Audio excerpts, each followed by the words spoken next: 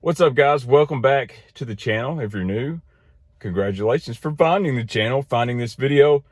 And usually on this channel we talk about fishing and baits, and occasionally I do what I'm doing today, and that's heavy thoughts in a Chevy.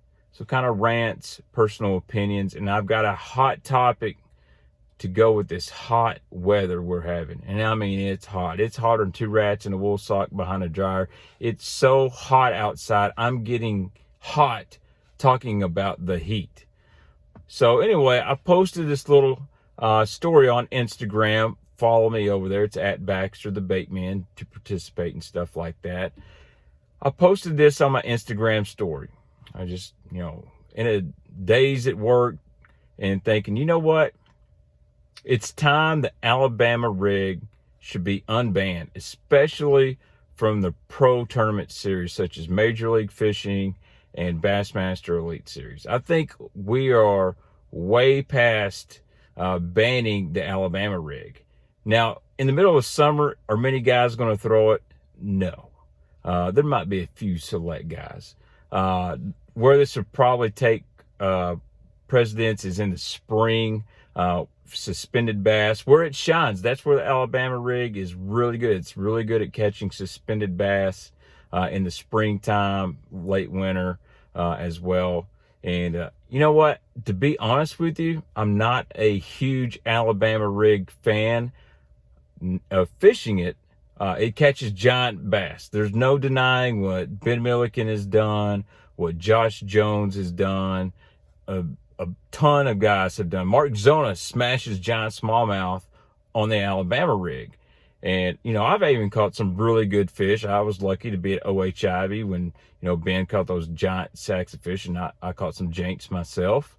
Eventually I'll put that on YouTube. Sorry, 6 cents. But anyways, I think the Alabama rig came out in the fall of either 2011 or 2012. And that's basically Paul Elias at Guntersville smashed their lights out with this thing.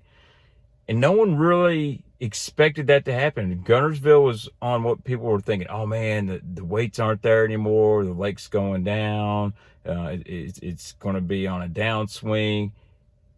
And Paul Elias just crushed them. And so the wheels got turning. There was a little hot built. And then Dan Moorhead, Mr. Dan Moorhead, great guy from Paducah, Kentucky, amazing fisherman, does not get near the credit he deserves. He is, FLW angler there. He's won the EverStart Championship on the Alabama rig. 2 weeks later, Kentucky Lake. He also used the spook as well. And, dude, that thing took off. It was unreal what you could do on Kentucky Lake, the Tennessee River chain, anywhere in the country in the winter, early spring. Guys that could normally not catch fish in the winter or the early spring, suspended bass or bass that were really positioned on heavy current, were doing. And the Alabama rigs evolved. And when this thing first came out, guys were using, half ounce, 3/4 ounce heads, and this thing would weigh 5-6 ounces by the time you put swim baits on it. Now it's changed. Fish have got kind of accustomed to it. They still bite it, and they'll bite it really, really good. But guys have gotten better with jerk baits, single swim baits. And I just think that it's an unnecessary crutch to ban the Alabama rig at this point in time. Will it take over an event? I'm sure there'll be events that if you're not throwing an A rig, you're not going to catch a check. That can happen. But you could also say the same thing for a crankbait or a topwater or certain swim baits that, hey, if you're not throwing this lure or using this technique, you're not going to catch a check, because that's the kind of mood fish get in. And now you've got this whole aspect now of live sonar. Love it or hate it. Forward-facing sonar. And, some guys, they can't stand it. Me personally, I'm a big fan. I'm a technology guy. I like to see technology evolve. I don't like to see technology go backwards. Now, I do have ultimate respect to the OG fishermen that found ledges, humps, offshore stuff, just using a map and a Carolina rig, and guys that just use down imaging now and side scan It's a totally different game, and that's how I learned. You know, I learned how offshore fish by reading maps, looking at the old X15 Rants. I remember when I first got a Navionics card, man, I thought it was something. Now, Navionics ain't jack. You got to have a Lake Master map. You got to have that Humminbird. You got to shade your contour line. So technology is always evolving.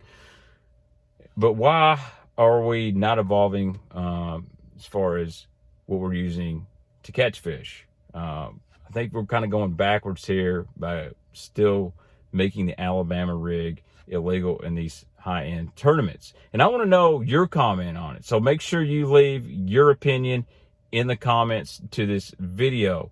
And I'll just say this. I think if you're going to let forward-facing sonar still be legal, and obviously it's going to, these electronics companies sponsor these tours, events, and are pumping tons of money into it. But you know what? When fans see guys catching fish on certain baits on live sonar, they're going to buy those baits. So you look at Berkeley, Strike King, major companies, would they like a chance to sell more Alabama rigs, sell more swim bait heads? Absolutely. So if you see a guy smash 70, 80, 100 pounds on an A-rig on live sonar, would you not want to buy that stuff? I would. I mean, when Ben Milliken caught all those giants in Texas, how many 6 cents swim baits? So tons. I mean, shoot, I already had a bunch. I wanted to buy more after I caught more fish. I was like, dadgum, these things work.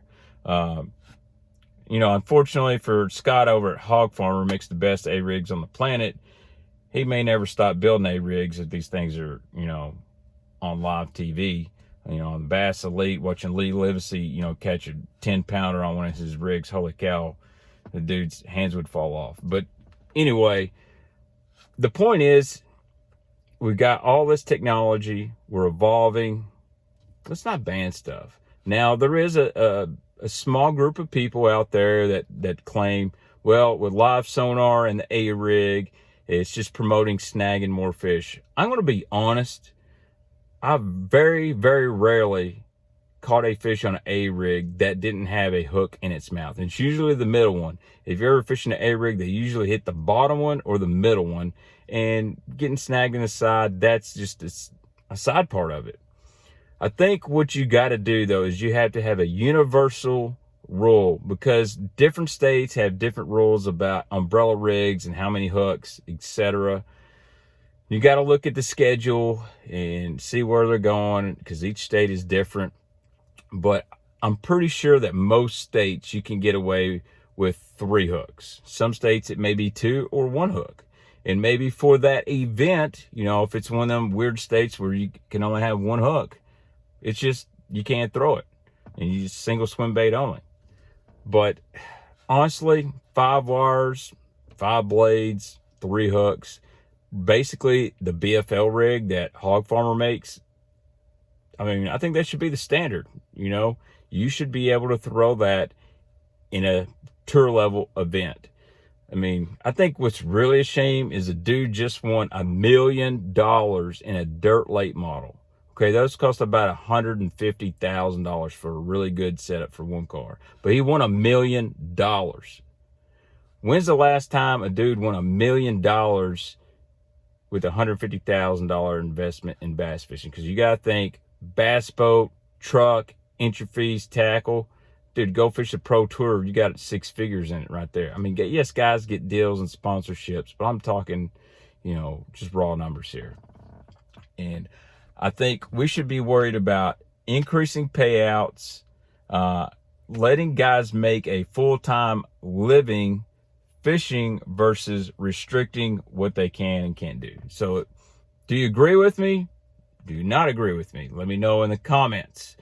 Anyways, this was a short little video. Guys, you say you like these little heavy Chevy rants. So here we go. I'm not driving, literally sitting outside my bait room. My neighbor is walking his dogs. This dude right here, Mr. Bobby, great dude.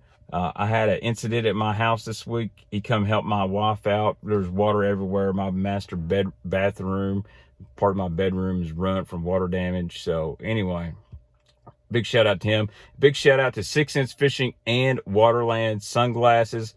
I love these new. These are the gold yellow mirror. Nice for overcast, late evening, doing videos in my truck wearing my high-vis yellow. Use my code BAITMAN. Get 15% off at Waterland, 10% off at 6 Cents Fishing Anytime. And check out my Tackle Warehouse links. Click those. Those go to help the channel. Anyway, let me know your thoughts. Baitman is out.